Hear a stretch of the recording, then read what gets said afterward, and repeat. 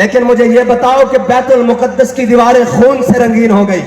فلسطینیوں کے خون سے رنگین ہو گئی، امت مسلمہ کے خون سے رنگین ہو گئی، مائیں اپنے بیٹے تیار کر کے جہاد کے لیے بھیجتی رہی، اور تمہارے جسم پر جناب وہ جو بھی نہ رہے گی، اور تمہارے کان پر بھی جو نہ رہیں گی، اور تم بیٹھے ہوئے اپنے مست، اور تمہیں کیا یہ یقین ہے کہ تم قیامت تک کی صبح کے لیے جیو گے؟ مر ایک دن جانا ہے، اور یہ یاد رکھنا،